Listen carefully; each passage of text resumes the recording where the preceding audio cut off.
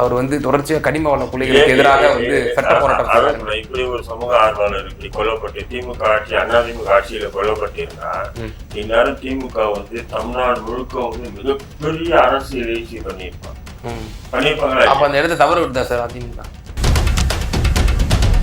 அப்போ இன்னைக்கு வந்து என்னன்னா அரச பயங்கரவாதத்தை எதிர்த்தா ஜெயிலு, கடுமையான வார்த்தையா இருக்கு அரச பயங்கரவாதம். இதெல்லாம் அரசு பயங்கரம். கனிம வள கொள்ளையை வந்து தடுக்கிறதுக்கு வந்து நீங்க பாதுகாப்பு கொடுக்கணுமா இல்லையா?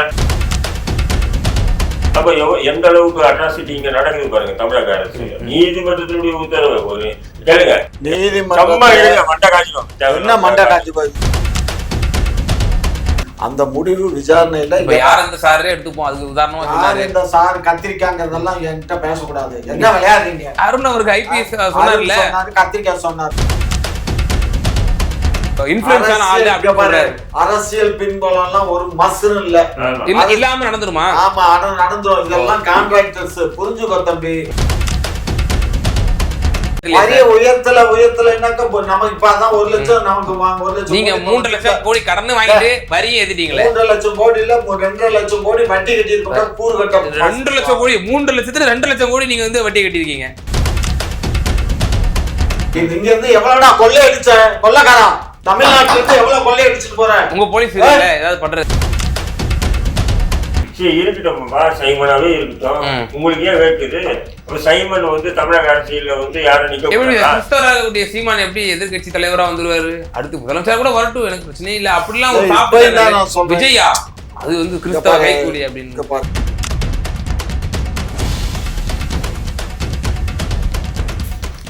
குக்கு செய்திகள் நேயர்களுக்கு அன்பு வணக்கம். இன்றைய சிறப்பு விவாத நிகழ்ச்சியில நம்மோடு இணைந்திருக்கும் சிறப்பு விருந்தினர்கள் திமுகவை சேர்ந்த டாக்டர் ஜி காமாட்சி நாயுடு ஐயா அவர்கள் மற்றும் இந்திய தேசிய லீக் கட்சியினுடைய நிறுவன தலைவர் மரியாதைக்குரிய அப்துல் ரஹீம் அவர்கள். இருவருக்கும் வணக்கம். திரு தடர் ரஹீம் சார், இப்போ புதுக்கோட்டை மாவட்டத்தில் அஇஅதிமுகவினுடைய முன்னாள் கவுன்சிலர், சமூக ஆர்வலராக அறியப்படக்கூடியவர் ஜெகபர் அலி என்ற நபர் அவர் மரணம் அடைந்திருக்கிறார். இப்போது விசாரணையில் தெரிய வருகிறது அவர் வந்து அது ஆக்சிடென்ட் அல்ல, அது ஒரு திட்டமிட்ட கொலை அப்படின்னு சொல்லி. எப்படி பார்க்குறீங்க இந்த விவகாரத்தை? எதிர்கட்சிகள்லாம் குறிப்பாக அதை முன்வைக்கிறாங்க. அவர் வந்து தொடர்ச்சியாக கனிம வள கொள்ளைகளுக்கு எதிராக வந்து சட்ட போராட்டம். இப்படி ஒரு சமூக ஆர்வலர் இப்படி கொல்லப்பட்டு திமுக ஆட்சி அதிமுக ஆட்சியில கொல்லப்பட்டிருந்தா இந்நேரம் திமுக வந்து தமிழ்நாடு முழுக்க வந்து மிகப்பெரிய அரசியல் எழுச்சி பண்ணியிருப்பாங்களா? அப்ப அந்த இடத்த தவறு விட்டுதா சார் அதிமுக? இல்ல அதிமுக இல்ல, இவங்க வந்து திமுக வந்து மூடி மறைக்குது. இப்பதானே கொஞ்சம் கொஞ்சமா ஃபர்ஸ்ட் என்ன அது விபத்தை போய் திசை திருப்புறாங்கன்னா அவங்க மீது சட்ட நடவடிக்கை எடுப்பேன்னு சொல்லிட்டு மாவட்ட ஆணையரே சொல்றாரு. யாரு? காவல்துறை ஆணையர் தஞ்சாவூர்ல கமிஷனர், புதுக்கோட்டை கமிஷனர் ஆணையர் என்ன சொல்றாரு? இது வந்து ஒரு ஆக்சிடென்ட், விபத்து நடந்திருக்கு. இந்த விபத்தை வந்து சில பேர் தேவையில்லாம வந்து சோசியல் மீடியால வந்து பதிவு பண்றாங்க, இது தவறு. இப்ப எந்த மாதிரிக்கு நீங்க வந்து அதை வந்து எஃப்ஐஆர் மாத்திருக்கீங்க, அது கொலை தான் அப்படின்னு. அப்போ ஆரம்பத்துல ஏன்னா அந்த ஆரம்பம் தான் அந்த வேகம், அந்த மக்கள் வந்து அந்த சமூக ஆர்வலருக்கு ஆதரவாகவும் அரசுக்கு எதிராகவும் போராட்டக்கூடிய ஒரு சூழல். அந்த சூழலுக்கு நீங்க என்ன பண்ணீங்க? காவல்துறையை வச்சு மிரட்டி ஒடுக்கிட்டீங்க. புரியுதுங்களா? இதே நீங்க எதிர்கட்சியா இருந்தீங்கன்னா அது பெரிய இஷ்யூவாக்கி இருப்பீங்க. புரியுதுங்களா?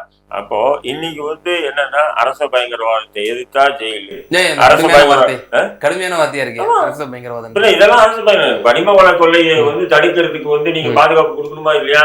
அப்ப கொடுக்காம நீங்க அந்த கொள்ளையர்கள் மணல் கொள்ளைய இவன் வந்து ஒருத்தனை வந்து அசால்ட்டா கொண்டுட்டு போறான். அதையும் கூட வந்து யாரும் அவசரப்பட்டு நீங்க வந்து சோசியல் மீடியால வந்து இது கொலைன்னு சொல்லி போடாதீங்க, இது விபத்துன்னு சொல்லி போடுங்க அப்படின்னு சொல்லிட்டு காவல்துறை மூலியமா எச்சரிக்கை விடுறாங்க. இதெல்லாம் என்ன அட்ராசிட்டி இல்லையா? சொல்லுங்க, இதெல்லாம் அட்ராசிட்டி இல்லையா? இதெல்லாம் எவ்வளவு பெரிய அயோக்கியத்தனம். அப்போ நீங்க ஆட்சியை நடத்தல இல்ல, நீங்க வந்து ஆட்சிகளை வந்து காட்சிகளா ஆக்கிட்டு இருக்கீங்க. இது அநியாயத்தின் உச்சம். இது ஒரு சமூகம். ஏன்னா இனி யாருமே பேசக்கூடாது. சவுகங்கிற ஏன் ஜெயில போட்டீங்க? சரி, ஜெயில போட்டீங்க. அப்ப எந்த அளவுக்கு அட்ராசிட்டி இங்க நடக்குது பாருங்க தமிழக அரசு. நீதிமன்றத்தினுடைய உத்தரவு ஒரு கேளுங்க, நீதிமன்றத்தை ஒருத்தனை ஜெயில சொன்னா ஜெயில வைக்கணும். நீதிமன்ற ஜெயில இருந்து விடுதலை பண்ணிடணும் இல்லையா? அப்படி இருக்கும்போது இதே புழல் சிறையினுடைய கண்காணிப்பு, புழல் சிறை 1 கண்காணிப்பாளர் என்ன சொல்றாரு, இருங்க மேலிடம் கேட்டுருக்கோம். அப்ப மேலிடத்தை கேட்டா நீங்க ஜெயில வச்சீங்க, நீதிமன்றத்தை கேட்டுதானே சார் ஜெயில வச்சீங்க. அப்போ இது என்ன காரணம்? சமூக, அதாவது மக்கள், அதாவது தமிழக அரசினுடைய மக்கள் விரோத செயல்பாடுகளில் பொது வெளியில் பகிரங்கமா படுத்துற ஒரே காரணத்துக்காக அவளை இந்த அளவு அடக்குமுறை வரீங்க. அப்ப இன்னைக்கு ஒரு சமூக செயல்பாடு அமைதிக்கு குந்தகம் விளைவிக்க விதமா சமூக நலத்துக்கு என்ன சவுக்கு சங்கருக்கு சமூக நலத்துக்கு அவரு இந்த மதத்தை பத்தியா அந்த மதத்தையோ இல்ல இந்த ஜாதியா அந்த ஜாதியை காவலர்களே இவ்வளவு கேவலமா பேசுறாரு. காவலர்கள் தவறானவர்கள் இருந்தா பேசதான் செய்ய முடியும். நானே கேக்குறேன், எல்லாரும் விமர்சனத்துக்கு இல்ல சார், அந்த தனி நபரை பார்த்து சொல்றாரு. நானே சொல்றேன், நம்ம பிரதமரை கூட நம்ம விமர்சனம் பண்றோம், ஜனாதிபதி கூட விமர்சனம் பண்றோம், காவல்துறை அதிகாரிகள் சில அதிகாரிகள் தவறு செஞ்சு விமர்சனம் பண்ண தவறாது. எந்த இதுல விமர்சனம் பண்ணலாம் சார். அதே மோடி அவர்கள் 10 பேரை வச்சிட்டு இருக்காரு, இங்க வச்சிட்டு இருக்காரு, டெல்லியில இந்த ஹவுஸ்ல வச்சிட்டு இருக்காரு, நான் போற போக்குல சொன்னா சட்டம் சும்மா இருக்குமா சார்? அப்போ அவங்க நடவடிக்கை எடுக்கிறீங்க, அதுக்கு மீறி நீங்க அரச பயங்கரவாதத்தை ஏன் ஏவுறீங்க? ஒரு ஜுடிஷியல் கஸ்டடி இருக்கும்போது கை உடைக்கிறது நியாயமா? சொல்லுங்க. நீதிமன்ற காவலர் சும்மா இருங்க, அதுக்கு மேல கம்முன்னு இருங்க, கடுப்பாயிருங்க.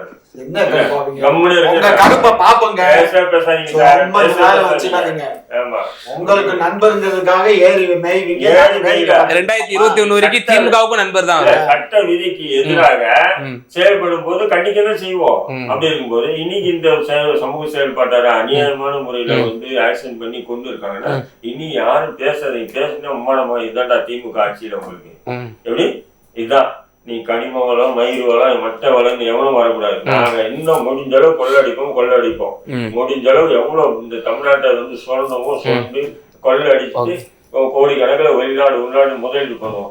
எவனா எதிர்த்தா அவனை கொண்டுடுவோம், ஜெயில போட்டுருவோம் அப்படின்னு மிரட்டல். இந்த திமுக ஆட்சி மீது தொடர்ச்சியாக இந்த மாதிரி விமர்சனங்கள், விஏஓ படுகொலையிலிருந்து கனிமவள சுரண்டங்கள் யாரெல்லாம் தட்டி கேட்கிறார்களோ அவர்கள் அச்சுறுத்தலுக்கு உள்ளாக்கப்படுகிறார்கள்.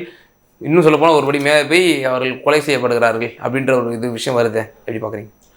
யாரை கைது பண்ணல, குற்றவாளியை கைது பண்ணவங்கள, அது திமுக ஆட்சியா இருந்தா அண்ணா திமுக ஆட்சியா இருந்தாங்க, எந்த ஆட்சியா இருந்தாலும் இந்த தவறுகள் நடக்க களவாண்டு போகுதே, அதானே இப்ப கேள்வி. இங்க பாரு, களவாண்டு விட்டு போறத நாங்க அலோவ் பண்ணல. இங்க பாரு, எத்தனை நான் பேச நீங்க எதுக்கு பேசுறீங்க? இல்ல நான் சொல்லி குறுக்கு மறந்துடுவேன். ஏன்னா அண்ணா பல்கலைக்கழகத்துல குற்றவாளி கண்டுபிடிச்சது இல்ல, ஆனா தீர விசாரிச்சு அந்த குற்றத்துக்கு பின்னாடி மறைஞ்சு உள்ள அந்த மர்மங்களை வெளிப்பண்ணாங்களா? பண்ணவே சும்மா இருங்க.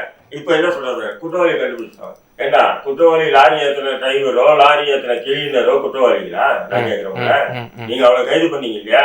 அவளை தூண்டியது யாரு? மணல் கடத்தல் கொள்ளையர்கள், பல கோடிகளுக்கு அதிபதிகள், அரசியல் பின்னணி உள்ள நபர்கள். அவங்க மீது நீங்க நடவடிக்கை எடுப்பீங்களா?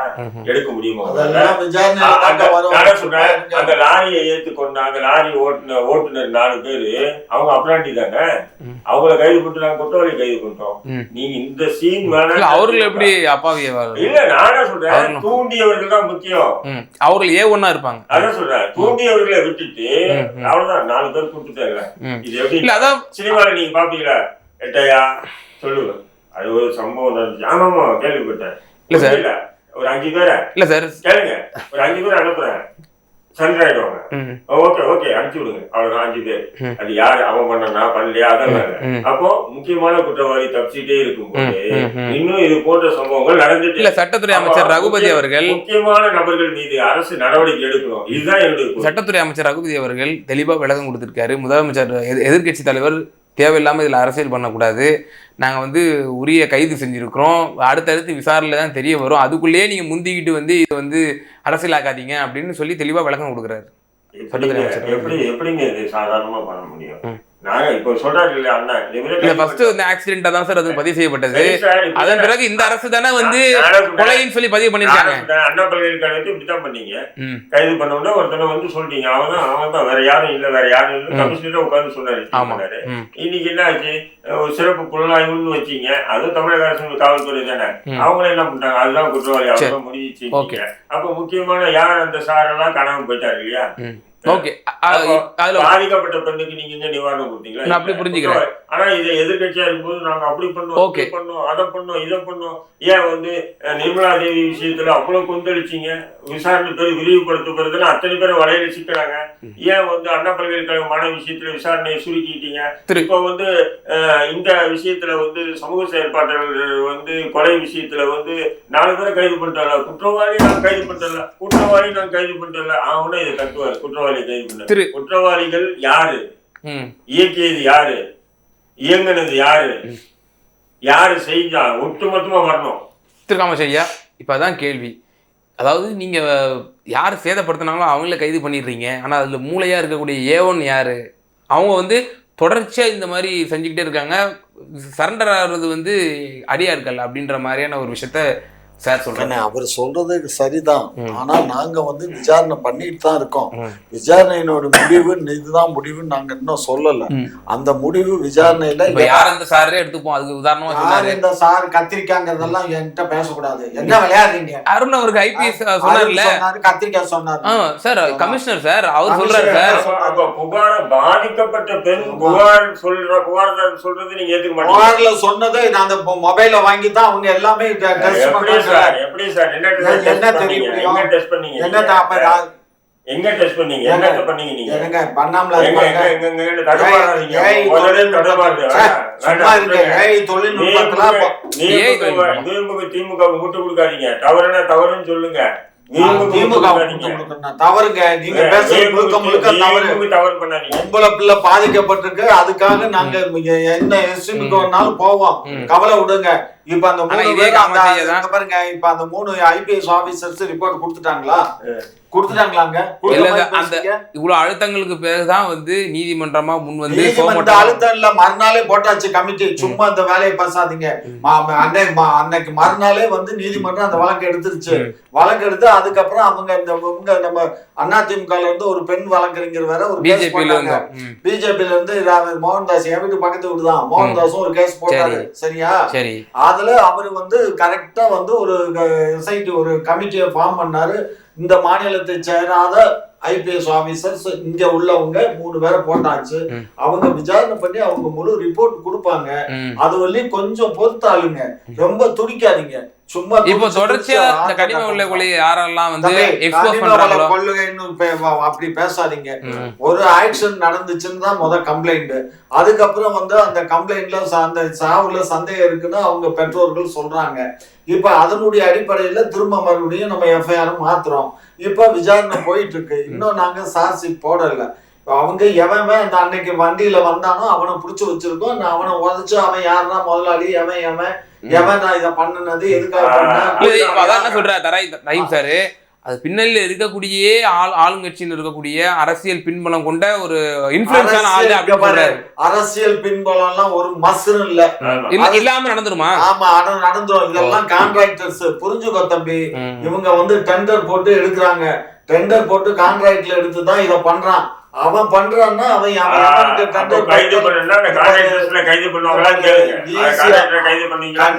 கண்டிப்பா நடக்கும் தான். நீங்க கனிம வள கொள்ளையே சொல்லாத அந்த வார்த்தையை சொன்னா கண்டிப்பா அப்படின்றீங்க. இல்ல இல்ல நீங்க இப்போ அமைச்சர் துரைமுருகன் அவருக்கு வீட்டுல இடி ரைடு போட்டுச்சு இல்லையா? அதுக்கு நம்ம எவ்வளவு பேர் கண்டனம் தெரிவிச்சோம். அவர் எங்கேயோ ஒரு துபாயில இருக்காரு. அவருடைய மகன் கதிரானந்த் அவர்கள் எப்படி நீ வந்து அத்துமீறி உடைச்சு உள்ள போவ அப்படின்லாம் நம்ம பேசோம்ல. இப்போ அந்த சம்பவம் நடந்து மறுநாளே ஏர் இந்தியா பிளைட்ல டெல்லிக்கு போனார். என்ன காரணம் மட்டும் சொல்லுங்க மக்கள். என்ன காரணம்னா அவர் அரசு சம்பந்தப்பட்ட நிகழ்ச்சியில ஏற்கனவே டிக்கெட் போட்டிருந்தது தானா நான் கேள்விப்பட்டேன். டிக்கெட் ஒண்ணு போன் போட்டு கேட்டிருப்பீங்களே. பல நாட்களுக்கு முன்னாடியே அங்க ப்ரோக்ராம் போட்டு அவர் அங்க போறதுக்காக இந்த நீர்வள கமிட்டி ஒண்ணு போட்டிருக்காங்க. இப்போ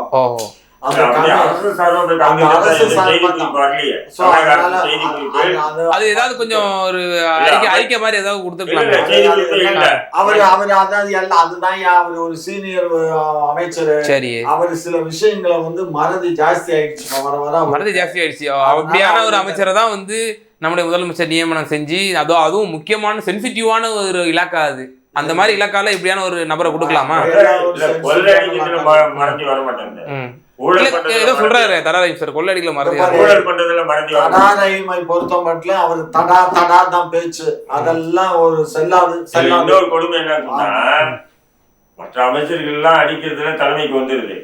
இவர் சீனியர் மோஸ்ட் எல்லாம் கரெக்டா கொடுக்கறது இல்லை. அதனாலதான் அமலாக்கத்துறை ரைடு வரும்போது திமுக தலைவர் எதுவும் கண்டனம் கூட தெரிவிக்கலையே. ஒரு ஃபார்மாலிட்டி தெரிவிப்பாங்கல்ல, மத்திய பாஜக அரசின் பழி வாங்கும் செயல் அப்படின்னு ஒரு அமைச்சராச்சும் கண்டிச்சாங்க சொல்லுங்க. இல்ல அல்லது திமுகவுடைய செய்தி தொடர்பாளர்களா தொடர்ச்சியா பேசினாங்க, விவாதங்கள்ல செந்தில் பாலாஜிக்காக பொங்கல திமுக தலைமை இது குடும்பம் ஏன் இவருக்காக பொங்கல சைலண்ட் மூட்ல இருந்தாங்க. அப்பட்டமா அண்ணாமலை அவர்கள் ரிட்டாலியேஷன் பண்றாருன்னு சொல்லி இல்லப்பா,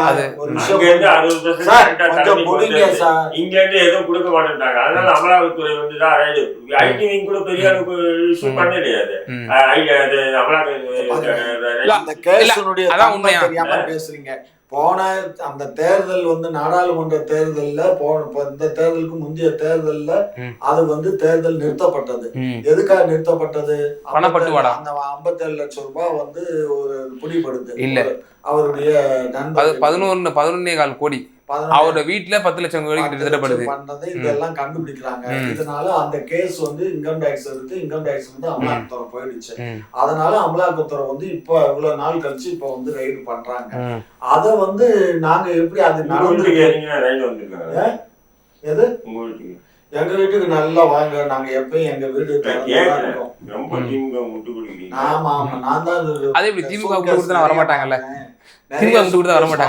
நீங்களும் வாங்க ஷேர் வாங்கிக்கோங்க. சோ ஆகையினால இது ஏற்கனவே நடந்த விஷயம். அது அந்த விஷயத்துக்காக அவங்க கூடுதலா வந்திருக்காங்க. அதனால எங்க தலைவர்கள் அதை பத்தி பேசலாம். அது மற்ற ஆட்கள் அப்போ ஒரு தப்பு நடந்திருக்கு இல்லையா, ஏதோ ஒண்ணு இல்ல, அது உண்மை தெரியட்டும். உண்மை தெரியாம நம்ம பணப்பட்டுவாடாக 200 ரூபாய் புது நோட்டுகளை கட்டுக்கட்டா அப்படியே அடிக்க வச்சிருக்கோம். கட்டுக்கட்டா என்னங்கிறத அரசு அவங்க வெளியிடட்டும். ஒன்றிய அரசு அந்த அமலாக்கத்துறை அதெல்லாம் அவங்க சொல்லட்டும். சொன்ன பின்னாடி அதுக்கப்புறம் நாங்க அதுக்கு என்னங்கிறத நாங்க அது பொறுமையா இருங்க. இல்ல அதெல்லாம் அது வெளியிட கூடாதுன்னு தான் டெல்லிக்கு போனதா பேசிக்கிறாங்களே. ஏயா ஒரு அமலாக்கத்துறை ஒரு பிஎம் அவர் கண்ட்ரோல்ல உள்ள இல்ல, பிஎம்ல இல்ல, நிதி அமைச்சருக்கு கட்டுப்பட்டு நிதி அமைச்சர் கண்ட்ரோல் இருக்கு. அந்த அம்மா தான் எடுத்தோம் கவுழ்த்தோன்னு பேசும். தமிழ்நாடுனாலே கடிச்சு திங்கும் கருவாட்டுக்காரமா மாதிரி. தமிழ்நாட்டுக்கு என்ன பண்ணிச்சு புடுங்குச்சு. 11 லட்சம் கோடி நாங்க இந்த 10 வருஷத்துல கொடுத்துருக்கோம் சொல்லி அண்ணாமலை அவர் சொல்றாரு. அறிவு இருந்தா இந்த வார்த்தையை பேசுவாங்க. 11 லட்சம் கோடி பேசாது இருப்பா, 10 ஆண்டு காலத்துல கொடுத்தோன்றான். எது கொடுத்தோன்னு சொல்லு. எது கொடுத்தான்? எங்கள்கிட்ட ரொக்கம் எது கொடுத்தான்? 1000 வீடு கட்டி இருக்கோம். 1000 வீட்டுக்கு இவனுடைய ஷேர் எவ்வளவு? அந்த ஷேரை கொடுத்துருக்க. இப்படி ஒரு முறை 1000, அதுக்கு அடுத்த 1000, இந்த மாதிரி கிட்டத்தட்ட 10,000 வீடு கட்டி இருக்கோம். 10,000 வீடு அது அவங்க திமுக காரங்களுக்கு இல்லைங்க. அது ஒரு இது இருக்குங்க, குழுக்கள் மெத்தட் இருக்குங்க. அந்த குடிசை மாற்று வாரியத்திலிருந்து பண்ற வீடு சார் அது. அதாவது ஸ்டேட் கவர்மெண்ட்டும் சென்ட்ரல் கவர்மெண்ட்டும் பங்கீடுல பண்ணுது. சென்ட்ரல் கவர்மெண்ட் இல்ல எல்லாமே 35 பைசா தான் ஒன்றிய அரசு கொடுக்குது. மீதம் 65 பைசா தமிழ்நாடு அரசு கொடுக்குது. வரியில 29 பைசா தானங்க. நம்ம உதயநிதி அவர்கள் கூட நம்முடைய பிரதமரை பார்த்து 29 பைசா மோடி 29 பைசா தான் இது நமக்கு கொடுக்கறது. எடப்பாடியார் ஆட்சியில என்ன ரூபா 29 பைசா கொடுத்தாங்களா என்ன? அதனாலதான் அவர் 5,80,000 கோடி கடை வச்சுட்டு போனாரு. ஆனா வரி உயர்த்தலையே சார். வரி உயர்த்தலைன்னாக்க நமக்கு இப்பதான் 1 லட்சம் நமக்கு 1 லட்சம். நீங்க 3 லட்சம் கோடி கடன் வாங்கிட்டு வரியை ஏத்திட்டீங்களே. 3 லட்சம் கோடி இல்ல 2 லட்சம் கோடி வட்டி கட்டி இருக்கோம். கூறு கட்ட 2 லட்சம் கோடி 3 லட்சத்துல 2 லட்சம் கோடி நீங்க வட்டி கட்டி இருக்கீங்க. நாங்க வாங்கினது 3 லட்சம் கோடிப்பா. ஏற்கனவே அந்த 5,80,000 கோடி நாங்க ஆட்சிக்கு வந்தப்ப வாங்கினது 6,80,000 கோடிக்கு வட்டி கட்டி இருக்கும்பா. 2 லட்சம் கோடி என்ன பேசுறீங்க? ஆண்டுக்கு 50,000 கோடி வட்டி. சும்மா ஏதாவது கணக்கு வழக்கு இல்லாம அவர் பைனான்ஸ் மினிஸ்டர் அழகா ஸ்டேட்மெண்ட் கொடுக்குறாரு. தமிழ்நாடு இவ்வளவு பணம் வாங்கி இருக்கோம், இவ்வளவு வட்டி அப்படிங்கிறோம். இந்த 10,000 ஒரு அண்ணாமலை சொன்னதுக்கு அவர் தங்கத்தனரசு கரெக்டா கிளியரா கொடுத்துருக்காரு. இது எது கொடுத்தாங்கன்னு. அதை விட்டு ஏதோ 10,000 கோடி கொடுத்தேன் 10,000 கோடி கொடுத்தேன்னா இங்க இருந்து எவ்வளவுடா கொள்ளை அடிச்ச கொள்ளைக்காரா? தமிழ்நாட்டுல இருந்து எவ்வளவு கொள்ளை அடிச்சுட்டு போற? உங்க போலீஸ் ஏதாவது பண்றது? கொள்ளை அடிச்சுட்டு போயிட்டு இன்னும் 10,000 கோடி கொடுக்கறாங்களாம். யாரு? ஆளுல பாரு. யாரு சார்? 10 லட்சம் 11 லட்சம் கோடி 11 லட்சம் கோடி 11 வருஷத்துக்கு 1 லட்சம் கோடி கொடுத்திருக்க. ஆமா. அது எதுக்காக கொடுத்த? அத ஓபனா சொல்லணும் இல்ல பொதுமக்கள்கிட்ட. நாங்க சொல்றோம் பொதுமக்கள்கிட்ட இன்னதுக்கு தான் இந்த காசு வந்துச்சுன்னு. சும்மா இந்த இதெல்லாம் வெற்றித்தனமா பேசுவோம். ஆட்சியாளர்கள் தங்களுக்கான இந்த அது சரியா யூட்டிலைஸ் பண்ணிக்கல அப்படின்ற ஒரு விஷயத்த சொல்றாரு. அவரை போய் பண்ண சொல்லு. அங்க ஒரு 2500 கோடியில அங்க ஒரு சேம்பர் போட்டுக்கிட்டு இருக்காருல்ல, அந்த சேம்பர்ல போய் பேச சொல்லு. அன்னைக்கு ஐடி ரெய்டு போச்சு இல்ல, அமலாக்கத்துறை போச்சு இல்ல, அத பத்தி என்ன தகவல் வந்துச்சு? ஏதாவது வந்துச்சா? அப்படியே மூடி மறைச்சிட்டாங்க. இதை பத்தி தான் தகவல் வரல அமைச்சர் துரைமுருகன் அவர்கள் விவகாரத்திலையும். அப்போ அதை அப்படியே மூடி மறைச்சு ஏதாவது அதான் விஜய் அதான் சொல்லியிருக்காரு, அதாவது நல்ல நாடகம் போடுவீங்க, அது மக்கள் நம்புற மாதிரி நாடகம் போடுவீங்கன்னாரு. அதான் பாரு, அவன் ஏற்கனவே அவன் வந்து கிறிஸ்தவ கைக்குலியா ஏதாவது சொல்லுவீங்களே. சரி, அவன் கிறிஸ்தவன் தான். சரி, அவன் கிறிஸ்தவன் வந்து அவன் கிருமத்தமா இருந்தான்னா அவனுக்கு இங்க வாழ்வு இல்லைன்னாக்கா அப்பாற்பட்டது. ஆமா, எப்படி பாரு, இவங்களுக்கு எதிராக வந்தா கிறிஸ்தவன், இவங்களுக்கு எதிராக வந்தா முஸ்லீம், முஸ்லீம் தீவிரவாதி, ஒரு கூட்டு சதி நடக்குதுங்க. எதிராக வந்தா சாதி, எல்லாமே பேசுவாரு. கூட்டு சதி நடக்குது. இதே குற்றச்சாட்டு உங்கள் மீது வைக்கப்படுது. அப்போ திமுக பாத்தீங்கன்னா மதங்களுக்கு அப்பாற்பட்ட கட்சி, ஜாதிகளுக்கு அப்பாற்பட்ட கட்சின்னுவாங்க, மொழிகளுக்கு அப்பாற்பட்ட கட்சின்னுவாங்க. ஆனா இவங்களுக்குன்னு ஒண்ணு வந்துச்சுன்னா இவங்க எல்லாரையும் வடிச்சு விடுவாங்க. இப்போ என்ன பண்ணா, கிறிஸ்தவனா யாரு? விஜய். சரி, கிறிஸ்தவன் தான். அப்புறம் முஸ்லீம் தீவிரவாதி. சரி, சாதி இல்லவே இல்லை, ஆனா நாங்க சாதி பார்த்து தான் வேட்பாளர் நியமனம் பண்றோம். சரி, மொழி எல்லா மொழிக்கும் உள்ள கட்சியா இல்ல, ஆனா நாங்க எல்லாருக்கும் கட்சி தான் திமுக. ஆனா எம்ஜிஆர் காலத்துல இருக்கும்போது மலையாளின்னு சொல்லி பிரச்சாரம் பண்ணது இவனுக்கு தான். திமுக பித்தலாட்ட அரசியல் சொல்றோம், இவர்கள் தான் அப்படின்னு சொல்லுவோம். இவங்க தான், இவங்க தான், கிராம பாஷையிலே சொல்றேன், இவங்க தான் மொழிகளுக்கு அப்பாற்பட்ட கட்சின்னு சொல்லிக்குவாங்க. ஆனா எம்ஜிஆர் மலையாளின்னு சொல்லுவாங்க, ஜெயலலிதாவை கன்னடக்காரின்னு சொல்லுவாங்க. மதங்களுக்கு அப்பாற்பட்ட கட்சின்னுவாங்க, விஜய கிறிஸ்துவன்னுவாங்க, முஸ்லீம் தீவிரவாதின்னுவாங்க, சாதிகளுக்கு அப்பாற்பட்ட கட்சின்னுவாங்க. ஆனா இந்த சாதி கட்சி அந்த சாதி கட்சின்னு சொல்லி முத்திரை குத்துவாங்க.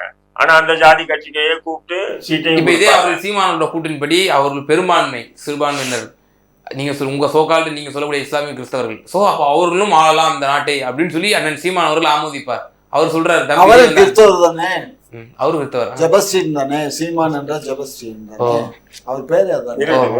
அதான் சீமான் அவர்ல வந்து ஆட்சி வரக்கூடாதுன்னு சொல்லி நீங்க ஒரு நாள் பேசவே கிடையாது. நீங்க ஓட்டு வேணும் எதுக்கு? இல்ல, திமுகவுடைய சதி பாருங்க, கிறிஸ்துவ ஓட்டு வாங்கிக்குவாங்களாம், முஸ்லீம் ஓட்டு வாங்கிக்குவாங்களாம். ஆனா கிறிஸ்துவனும் முஸ்லீமும் வந்தா அவன் கிறிஸ்துவன், இவன் முஸ்லீம், ஏன் இருக்கட்டும், சீமான் கிறிஸ்துவனா இருக்கட்டும், என்ன இருக்கும்? நான் சொல்றேன், திராவிட ஐடி விங்ல எல்லாரும் விமர்சனம் பாருங்க, சைமன் தான் பேசுவாங்க, சீமான் பேச மாட்டாங்க. சரி, இருக்கட்டும்பா, சைமனாவே இருக்கட்டும், உங்களுக்கு ஏன் வேக்குது? சைமன் வந்து தமிழக அரசியல்ல வந்து யாரும் நிக்க சீமான் எப்படி எதிர்கட்சி தலைவரா வந்துருவாரு, அடுத்து முதலமைச்சர் கூட வரட்டும், எனக்கு பிரச்சனை இல்ல அப்படிலாம். விஜயா அது வந்து கிறிஸ்தவ கைக்கூலி அப்படின்னு பாரு. அவரு வந்து இந்த நாட்டை இந்த தேசத்தை காட்டி கொடுக்கல. யாரு? சீமான் காட்டி கொடுக்கல. சரி, விஜய் என்ன காட்டி கொடுக்குறாரு? காட்டி கொடுக்குறா, அவர் காட்டி கொடுக்குறாரா இல்லையாங்கிறது இனிமே தெரியும். அதனுடைய பேசிக் எனக்கு தெரியும். அவங்களுடைய எங்கெங்கெல்லாம் பிளான் போடுறாங்க, என்னெல்லாம் நடமாடுது, என்ன நடக்குது. இந்த லோயாலோ காலேஜில அவங்க மாமன் தாய் மாமன் என்னெல்லாம் பண்றாரு. இன்னொரு மாமன் ஒரு ஃபாதர் ஒருத்தர் இருக்காரு. 2 மாமன்களும் சேர்ந்து இன்றைக்கு துபாயில போய் ஒரு அலுவலகத்தை போட்டு, அந்த துபாய் அலுவலகம் வந்து அலுமினியா, எது லோயாலோ காலேஜ் அலுமினியா, இங்கதானே அலுமினியா காலேஜ் இருக்கு. அங்க முன்னாள் மாணவர்களுக்கு அங்க ஒரு ஆபீஸ். திமுக புடிங்கிட்டாரு, உங்க ஆட்சி தானே, லயோலா காலேஜ்ல என்ன நடக்குதுன்னு சொல்லி ஆய்வு நடத்தி ஒரு விசாரணைக்கு உட்படுத்த வேண்டியதானே. அதெல்லாம் நடக்கும், நடக்கும். எல்லாமே நல்லதே நடக்கும், நல்லதே நடப்போம், நல்லது நடக்கும், கண்டிப்பா நடக்கும். அதே மாதிரி இப்ப வந்து அந்த லாரி ஏற்றி கொல்லப்பட்ட அவருடைய குடும்பத்தாருக்கு நல்லதொரு தீர்ப்பு கண்டிப்பா எங்க அரசு வழங்கும். இப்ப அது அடுத்து இப்ப நம்ம முதலமைச்சர் இருக்காரு, இப்ப அடுத்து துணை முதலமைச்சரா இப்ப வந்துட்டாரு உதயநிதி அவர்கள். அடுத்து உதயநிதி அவர்கள் முதலமைச்சர் ஆயிட்டாருன்னா அப்ப அவர் சிறுபான்மையினர் வந்து நாட்டை ஆள்ற மாதிரி தானே. ஏப்பா, நான் சிறுபான்மையினர் ஆளக்கூடாதுன்னு சொல்லலப்பா, காட்டி கொடுக்க கூடாதுன்றேன், நாட்டை காட்டி கொடுக்க கூடாதுன்னு தான் சொல்றேனே தவிர இப்ப சீமான் ஆளக்கூடாதுன்னு நான் சொன்னா இல்லையே. சீமான் அவர்கள் காட்டி கொடுக்கலையா உங்க வாதப்படி? என் வாதப்படி சீமான் காட்டி கொடுக்கல. அவர் தமிழ்நாட்டை தமிழ் ஆளணும்னு தான் சொல்றாரே தவிர அவர் காட்டி கொடுக்கல. அதனால அவரை நம்ம வந்து தவறா சொல்றோம். காட்டி கொடுக்க மீன்ஸ் என்ன சொல்றீங்க? அதாவது அந்நிய சக்திகளோட ஆமா அந்நிய தேசத்தோட கூட்டணி வச்சு வேலை நடக்குது. ஓஹோ. இதுல அப்படியே சுயம் சேவகர்கள்லாம் நல்ல கட்டமைப்பாங்க இந்த மாதிரியான இதெல்லாம். அதெல்லாம் அழகா சொல்றீங்களே. அங்க இருந்து வந்ததுனால எல்லாம் அப்படியே அந்த வாடை அப்படி இருக்கும். எப்படி வேணாலும் நீ பண்ணிக்கப்பா, நீ ஆங்கில நீ என்ன வேணாலும் கேளு. நீங்க தான் சொன்னீங்க நான் போன கும்பமேளாவுக்கும் நான் போனேன்ப்பா. ஆமா, கும்பமேளாவில இல்ல சனாதனத்தை வளர்த்தேன்னு சொன்னீங்க. நீங்க சனாதனத்தை வளர்த்தேன்னு சொல்லல, சனாதனத்தை வளர்த்தேன்னா அந்த போஸ்டர்ல போட்டிருக்கு, பஸ் ஸ்டாண்ட் போஸ்டர்ல. அப்புறம் நீங்க போயிட்டு வந்தீங்கல்ல, நீங்க அப்போ நீங்க வந்து திராவிடியன். கும்பமேளாவுக்கு முடிஞ்ச மறுநாள் தான் நாங்க இருந்தேன். புரிஞ்சுக்கோ, மாத்தி பேச கும்பமேளாவுக்கு போனேன்னா அதுக்கு ஒரு குறிப்பிட்ட ஒரு 15 நாள் நடக்குது. மறுநாள் நான் போறேன். அங்க போய் அந்த திருமேனி சங்கமத்துல நான் போய் எங்க பிதுர்களுக்கு நான் வந்து அர்ப்பணம் பண்ணிட்டு வர்றேன். இதுல என்ன தப்பு இருக்கு? இதுல ஒண்ணு தப்பு பெருமை அல்ல. அது சனாதனம் சொல்ல இயலாது. ஏன்னா நம்ம பெரிய முன்னோர்களுக்கு வந்து நம்ம வந்து ஒரு பிதிர் தோஷம் கொடுக்கறது. இந்த மாசம் கூட 29 வந்து ஆடி அமாவாசை, இது தை அமாவாசை. இதுக்கு கூட அன்னைக்கு கூட பிதிர்களுக்கு நம்ம எங்களுடைய முன்னோர்களுக்கு அவங்களுக்கு நான் ஒரு இது கொடுப்பேன். இது என்ன இருக்கு? இது வந்து சனாதனத்துக்கு இதுக்கும் சம்பந்தம் இல்லை. புரிஞ்சுக்கோ. ஓகே. பல்வேறு விவகாரங்கள்ல நேயர்களுக்கு ரொம்ப தெளிவாக நன்றி.